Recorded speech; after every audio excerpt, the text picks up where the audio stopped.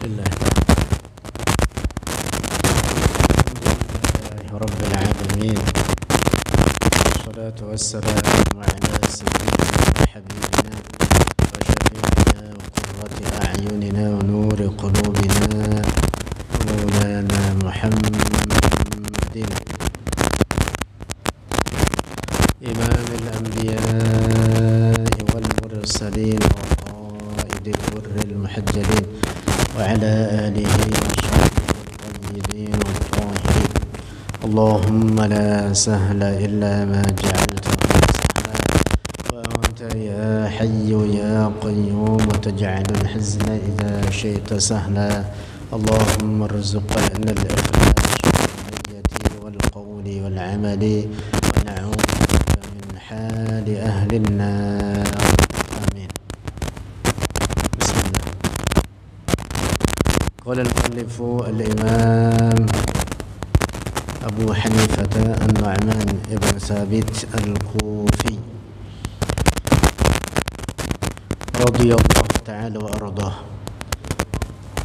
Wal hisabi, dan wajib beriman dengan al-hisab.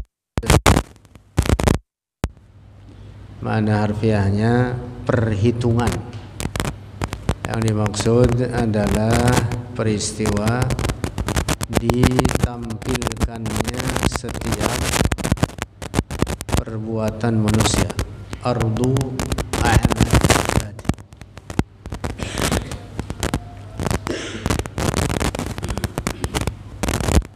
Seluruh apa yang diperbuat oleh kita di dunia ini nanti di akhirat akan ditampilkan, dihisab, dimintai pertanggungjawaban langsung oleh Allah. Jadi dihisab setiap orang dari hamba Allah langsung oleh Allah. Dalam hadis Rasulullah mengatakan, min ahadin illa sayukallimuhu rabbuhu yawmal qiyamati laysa bainahu wa bainahu turjuman. Tidaklah setiap orang di akhirat nanti kecuali akan dihisab oleh Allah yang tidak ada antara Allah dan hamba tersebut penterjemah.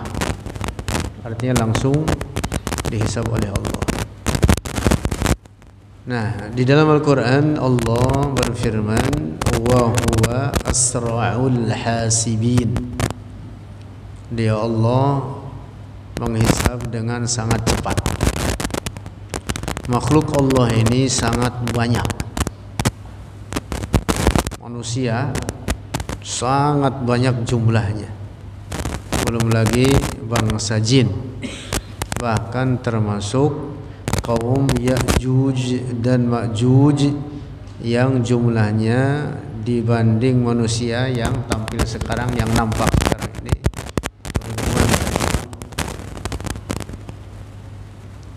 mereka juga dari bangsa manusia. Itu juga termasuk yang akan dihisab oleh Allah.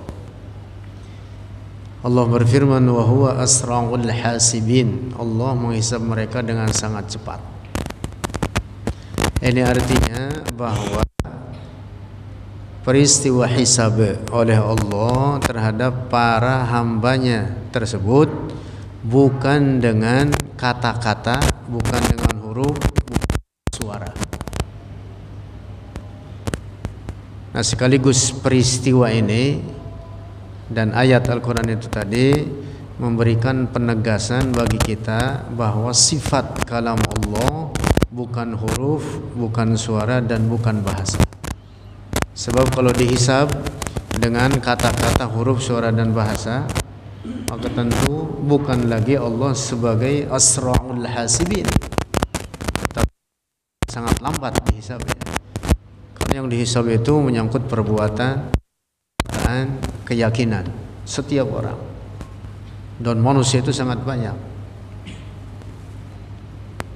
Nah, nanti akan dibahas oleh Imam Abu Hanifah terkait sifat kalam Allah, bukan huruf, bukan suara, dan bukan bahasa.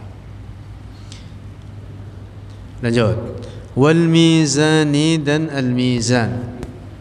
Makna harfiahnya mizan itu artinya timbangan. Timbangan di mana setiap perbuatan manusia akan ditimbang, yang baik dan yang buruk. Mereka yang berat timbangannya dalam kebaikan, maka mereka akan langsung masuk surga. Wal jannati, dan surga. Wajib beriman dengan surga. Al jannah disebut pula dengan Darus Salam. Disebut dengan apa? Darus Salam. Semua tingkatan surga dinamakan dengan Darus Salam. Juga disebut dengan Darun Naim. Wan nari, dan wajib beriman dengan adanya neraka, yaitu Darul Azab atau Darul Iqab, tempat siksaan. Nah, surga dan neraka sudah diciptakan oleh Allah, sudah ada sekarang, bahkan penciptaannya itu terlebih dahulu dibanding manusia dan jin. Surga dan neraka sudah ada. Dalam Al-Quran Allah berfirman, wa'iddat lil muttaqin, tentang surga. Wa'iddat, setelah disiapkan bagi orang-orang yang bertakwa. Nah, pengertian telah disiapkan, wa'iddat artinya apa? Artinya sudah diciptakan. Terkait neraka, firman Allah, wa'iddat lil kafirin, sudah disiapkan bagi orang-orang kafir. Artinya telah diciptakan oleh Allah. Wadzalika, dan demikian itu seluruhnya perkara-perkara tersebut, haqqun kulluhu, hak, benar seluruhnya. Artinya wajib diimani kebenarannya, keberadaannya, hakikatnya, semua itu benar, akan terjadi nanti di hari kiamat. Nah, kemarin sudah kita bahas sedikit bahwa kiamat itu yaitu dimulai dari peristiwa dibangkitkannya manusia atau para makhluk Allah dari kematian mereka, lalu berproses dengan durasi yang sangat panjang, yaitu selama 50.000 tahun, hingga berakhir dengan menetapnya penduduk neraka di neraka dan penduduk surga di surga, dan setelah itu kekal selamanya tanpa penghabisan. Nah, peristiwa dari kebangkitan sampai menetap penduduk surga di surga, ini durasinya berapa? 50.000 tahun. Ada banyak mauqif, ada banyak peristiwa yang akan dilewati dalam masa tersebut. Di antaranya yang tadi disebutkan al-hisab, al-mizan, as-sirat, al-haud, dan lain sebagainya, yang jumlahnya disebutkan 50 mauqif, khumsina mauqifan fi khumsina alfasanah, 50 peristiwa yang akan dilewati selama 50.000 tahun tersebut. Di dalam Al-Quran Allah berfirman, fi yawmin kana miqdaruhu khamsina alfasanah, bahwa peristiwa tersebut terjadi dalam satu hari yang perhitungannya bagi kita itu berapa? Dalam perhitungan waktu dunia adalah berapa? 50.000 tahun. Masya Allah. Dan di masa itu adalah masa yang sangat-sangat menyulitkan. Dari peristiwa Al-Ba'ats saja, dalam Al-Ba'ats, hari kebangkitan saja itu sudah menyulitkan. Ketika dibangkitkan, uratan hufatan uratan ghurlan. Hufatan itu artinya nyeker, bahasa kitanya nyeker. Nyeker itu tanpa alas kaki. Uratan tanpa berpakaian. Telanjang bulat. Masyaallah. Kemudian dihimpunkan digiring, disebut dengan al-hasyr oleh para malaikat, bercampur antara laki-laki dan perempuan. Lalu ditempatkan di bumi yang disebut dengan al-ardul mubaddalah. Al-ardul mubaddalah. Bumi yang ada sekarang ini yang kita pijak nanti akan dilemparkan, dihancurkan. Dalam Quran apa ayatnya?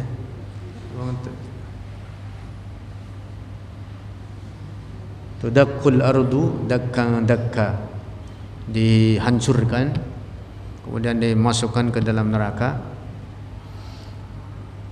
Allah menciptakan bumi yang baru disebut dengan al-ardul mubaddalah. Terhampar, tidak ada pegunungan, tidak ada lembah. Datar, warnanya putih seperti putihnya perak. Lalu matahari didekatkan. Disitulah manusia dihimpunkan. Hufatan, auratan, ghurlan. Ghurlan itu dengan kemaluan masing-masing dikembalikan moncongnya. Kulufnya itu yang dulu dipotong dikembalikan.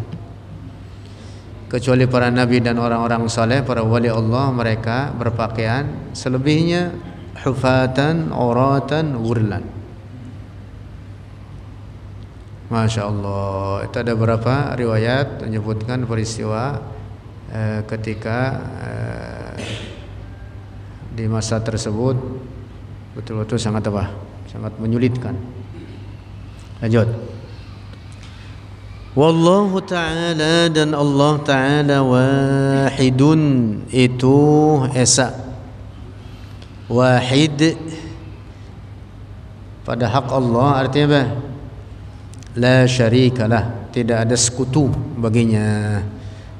Sekutu artinya keserupaan, tidak ada kesamaan, keserupaan baginya, mutlak. Imam Abu Hanifah dalam risalahnya ini mengatakan wallahu ta'ala wahidun la min tariqil adad, bukan dari segi hitungan, bukan dari jalan hitungan, walakin min tariqi annahu la syarikalah, tetapi dari segi bahwa dia Allah tidak ada sekutu baginya. Dan itulah makna tauhid. Akar katanya sama itu. Wahid dengan tauhid itu akar katanya sama. Wahada yuwahhidu tauhidan. Nah, jadi makna wahid bagi Allah yang biasanya kita menerjemahkan Maha Esa, Allah satu, Allah Esa, bukan dari segi hitungan. Karena kalau dari segi hitungan itu dapat terbagi-bagi, setengah, seperempat, seperdelapan, seperenam-belas, terbagi-bagi. Nah, Allah Maha Esa dari segi bahwa Allah tidak ada sekutu baginya. Nah, jadi ini ungkapan Imam Abu Hanifah dalam menegaskan makna tauhid, bahwa Allah mutlak, tidak ada keserupaan baginya dengan suatu apapun dari seluruh ciptaannya. Tidak ada keserupaan bagi Allah baik pada zatnya maupun pada sifat-sifatnya ataupun dalam perbuatannya. Makna zat Allah bukan benda, bukan tubuh atau fisik. Makna zat bagi Allah artinya hakikatullah. Zatullah artinya hakikat Allah. Beda dengan kalau kita katakan zat manusia, maka yang dimaksud tubuhnya, raganya, fisiknya. Tapi kalau bagi Allah ketika sebut zat Allah, apa artinya? Hakikat Allah, bukan dalam makna fisik. tubuh, benda, bukan. Allah Maha Suci dari segala bentuk dan ukuran. Allah bukan tubuh, bukan benda, bukan benda kasif, bukan benda latif. Benda kasif yaitu benda yang dapat diraba atau disentuh dengan tangan, seperti manusia, binatang, bumi, langit, bintang, termasuk namanya jismun kasif, benda kasif, yaitu benda yang dapat disentuh. Allah bukan jismun latif. Jismun latif itu benda yang tidak dapat diraba dengan tangan, tidak dapat disentuh, seperti cahaya, kegelapan, ruh, udara, atau angin. Nah, itu namanya apa? Jismun latif. Allah bukan jism kasif, bukan jism latif. Allah bukan benda. Allah Maha Suci dari segala bentuk dan ukuran. Makna takbir Allahu Akbar bukan artinya Allah Maha Besar atau Maha Agung dari segi bentuk, bukan. Tapi makna takbir Allahu Akbar ay anna Allah akbaru min kulli syai'in qadra. Artinya bahwa Allah Maha Agung pada derajatnya, lebih dari segala apapun. Jadi keagungan dalam hal ini adalah pada apa? Derajat dan kedudukan. Allah Maha Agung bukan artinya Allah sebagai benda lalu punya fisik besar-besar, bukan. Hati-hati itu memahami itu. Orang meyakini Allah sebagai benda rusak akidahnya. Walaupun dia mengaku muslim, rusak imannya, bukan orang Islam. Nauzubillah. Karena itulah para ulama mengatakan kaum musyabbiha mujassima adalah kaum yang kafir, yaitu golongan yang mengatakan Allah menyerupai ciptaannya. Mereka mengatakan Allah memiliki fisik, memiliki tubuh, bentuk, ukuran, tersusun dari anggota-anggota badan. Nauzubillah. Di zaman kita sekarang orang berkeyakinan begitu itu, yaitu golongan Wahabi, golongan Wahabiyah. Yang belakangan ini mereka mengaku dirinya Salafi. Nah, jangan terkecoh dengan nama ini. Mereka itu Wahabi. Mereka yang belakangan menamakan dirinya Salafi siapa? Wahabi. Keyakinan mereka mengatakan, kata mereka, Allah punya bentuk, punya ukuran, memiliki tempat, memiliki arah, tersusun dari bagian-bagian anggota-anggota badan. Nauzubillah, itu keyakinan rusak. Mereka datang kepada umat Islam, kepada orang-orang awam dengan mengatakan kami ahlus sunnah sama seperti kalian. Bahkan mereka apa? Kami adalah para pelaku dakwah kepada tauhid. Kata mereka begitu.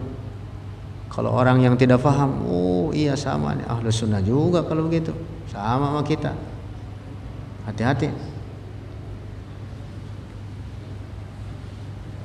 Rusak akidah, rusaklah iman dan Islam. Orang-orang Wahabi itu seperti itu. Maka bahaya mereka itu sangat besar, dan musibah terbesar di akhir zaman ini adalah musibah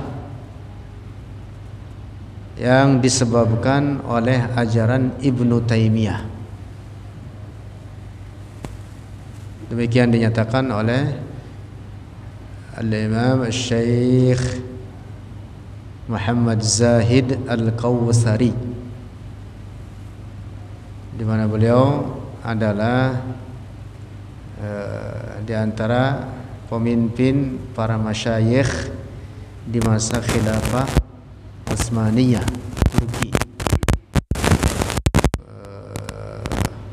Kehancuran dinasti Utsman.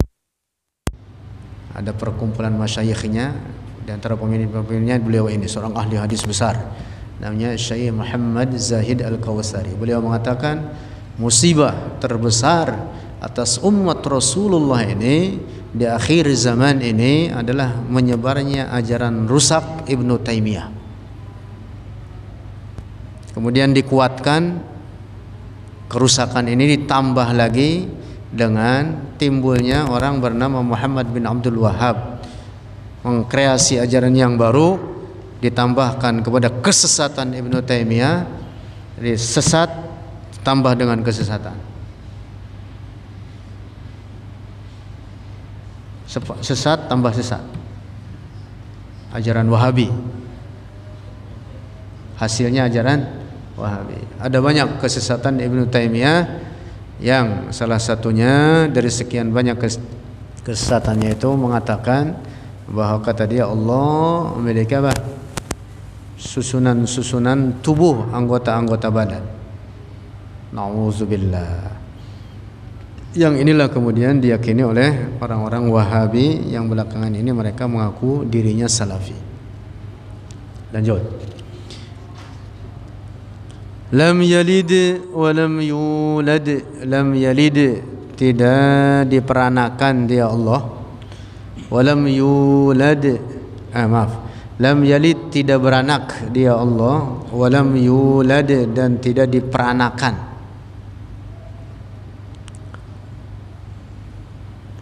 Nah, ini ayat Al-Quran dan surat Al-Ikhlas memberikan penegasan lam yalid wa lam yulad. Kata para ahli tafsir dan para ulama tauhid, nafyun lil maddiyati wal inhilal.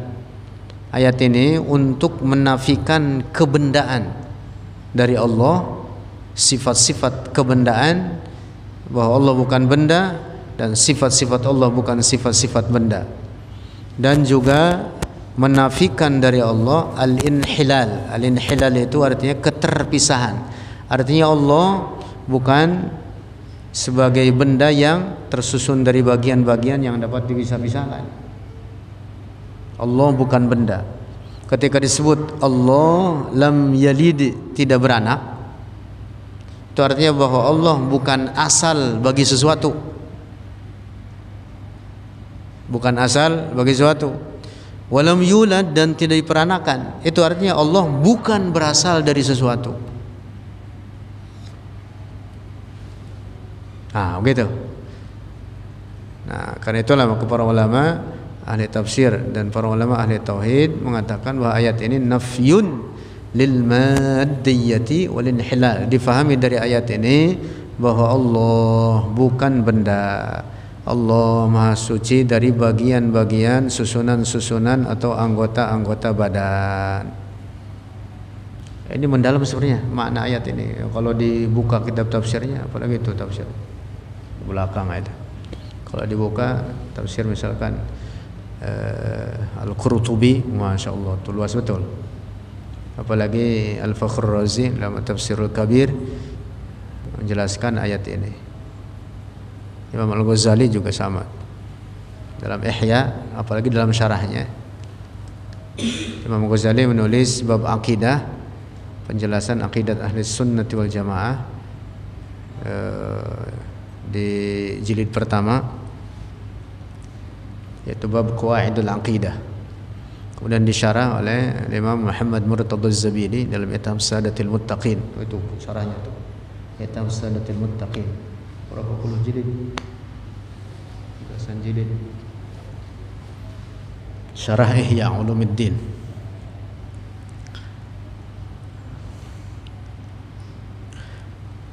Walam yakun lahu kufuwan ahad. Lanjut. Walam yakun lahu kufuwan ahad, dan tidak ada lahu baginya Allah kufuwan, keserupaan, ahad, dengan siapapun.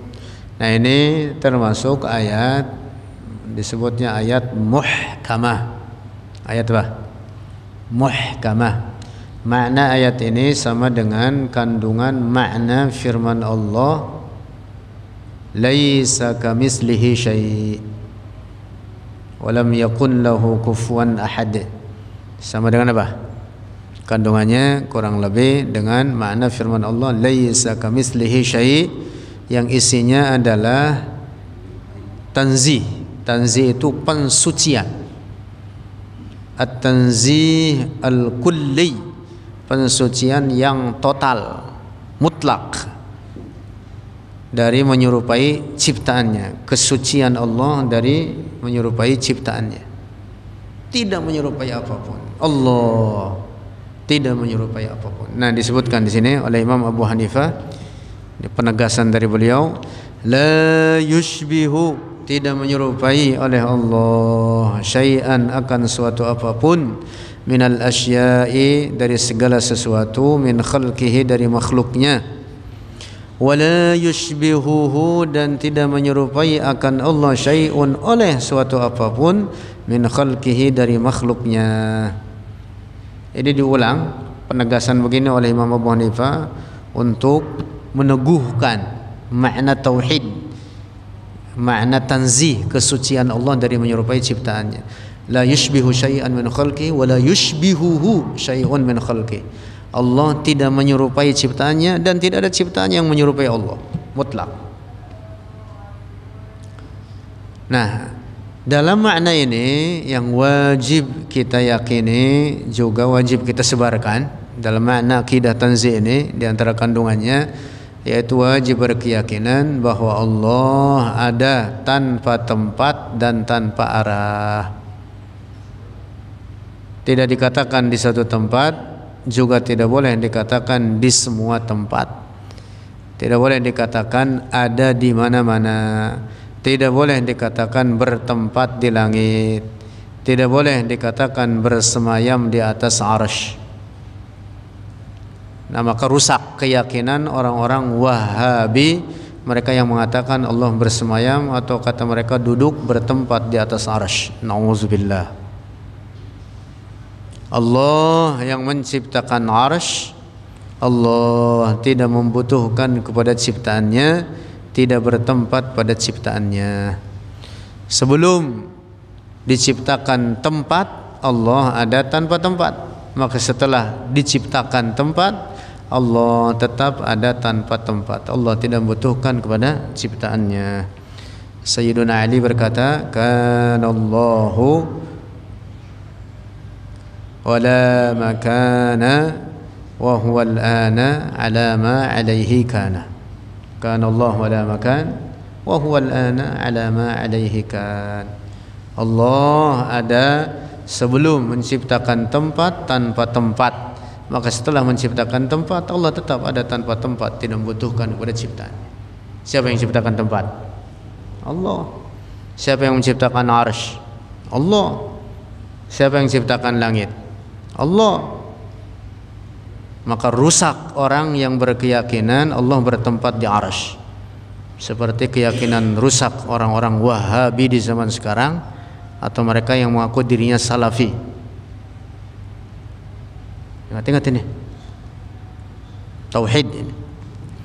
Sayyiduna Ali berkata, innallaha khalaqal arsya izharan liqudratihi walam yattakhidhu makanan lidzatihi. Sesungguhnya Allah menciptakan arsy adalah untuk menampakkan tanda-tanda kekuasaannya, bukan untuk menjadikan tempat bagi zatnya. Ini diantara bagian sangat pokok, ini bagian penting, karena menyebar akidah rusak mengatakan Allah bertempat di atas arsy. Nauzubillah.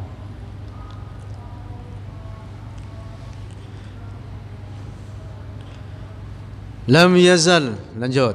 Lam yazal wa la yazalu bi asma'ihi wa sifatihi adz-dzatiyyati wal fi'liyyati. Lam yazal, tanpa permulaan, wala yazal, dan tanpa penghabisan.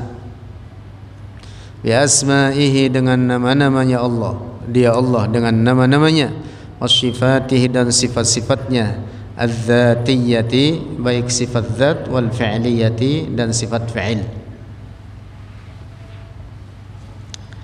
Bagian ini saya rinci sedikit. Di kitab Al-Aqidah At-Tahawiyah, sudah kita pelajari itu kitab Ramadan dahulu, itu kita ngaji kitab ini kalau nggak salah.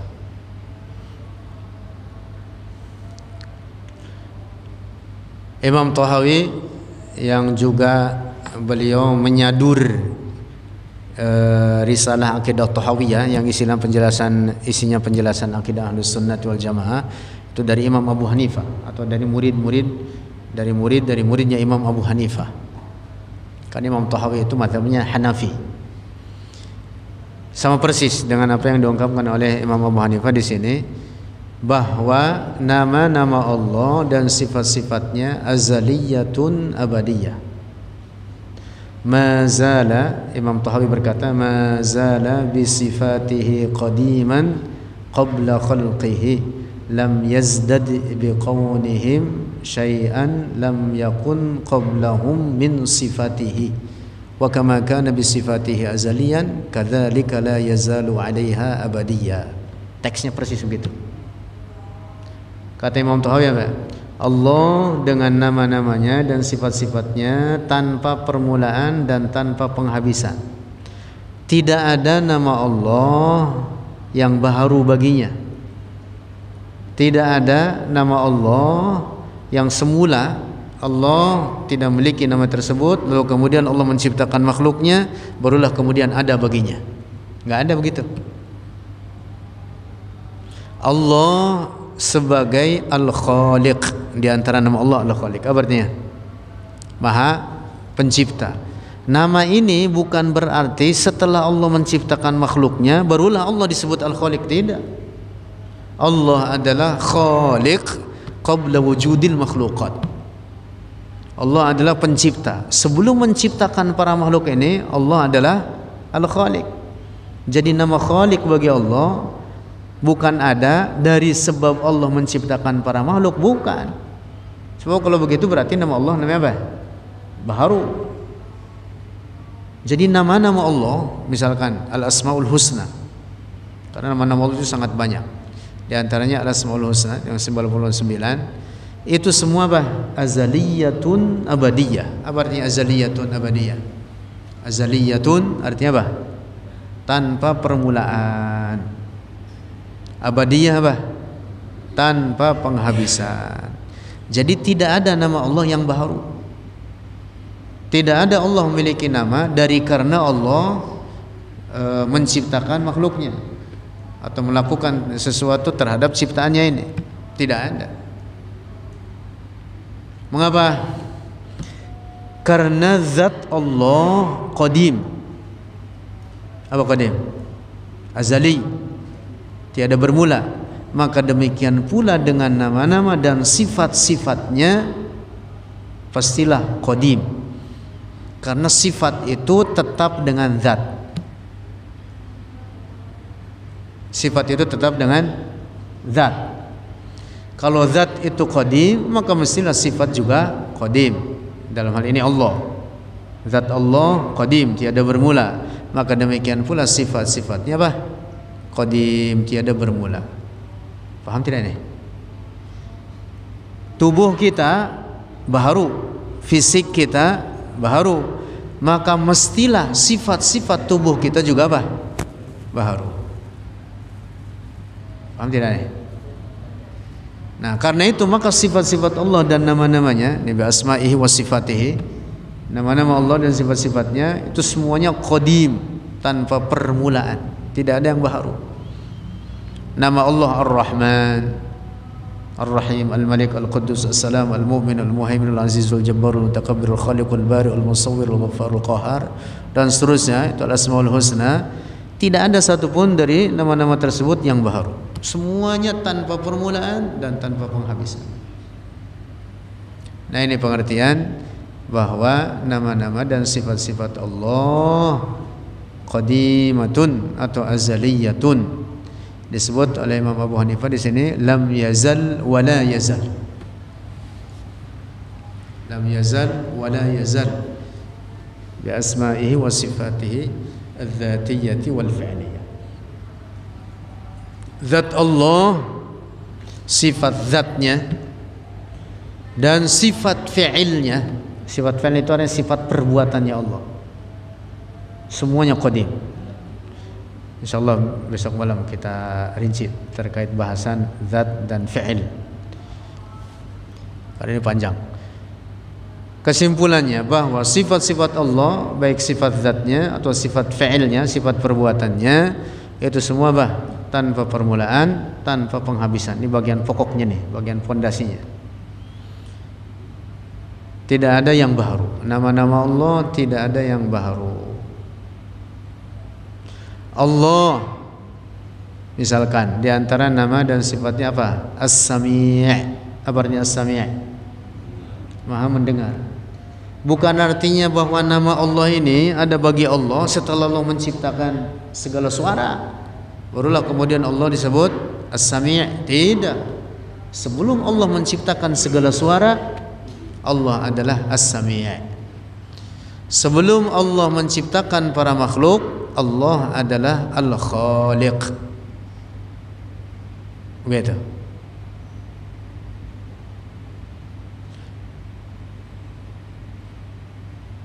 Sebelum Allah menghidupkan manusia dari kematiannya, itu tadi peristiwa apa? Kematian seluruh makhluk, kemudian oleh Allah dihidupkan kembali. Kemudian apa? Dihidupkan kembali. Nah, Allah di antara namanya apa? Muhyil mauta, yang menghidupkan segala yang mati. Peristiwa sudah terjadi belum? Peristiwa sudah terjadi belum? Belum. Tetapi nama Allah azali. Nah, begitu. Tuh, pendekatannya begitu. Sama dengan sifat-sifat yang lain. Allah adalah al-ma'bud bihaq, yang berhak disembah. Al-ma'bud bihaq. Al-ilah artinya al-ma'bud bihaq. Allah yang berhak disembah. Hanya Allah yang berhak disembah. Nah, sebelum Allah menciptakan makhluknya, Allah adalah al-ma'bud bihaq. Bukan berarti setelah Allah menciptakan makhluknya barulah kemudian Allah sebagai al-ma'bud. Ya enggak. Paham tidak ini? Nah, jadi seluruh nama-nama dan sifat-sifat Allah itu semua azaliyatun abadiyah, tidak ada yang baru. Oleh karena yang namanya sifat itu sabitatun bidzat, qaimatun bidzat, ai sabitatun bidzat, tetap dengan zat. Zat Allah yaitu hakikat Allah qadim, tanpa permulaan. Maka demikian pula dengan sifat-sifatnya mestilah juga qadim, tanpa permulaan serta tanpa penghabisan. Wallahu a'lam bishawab.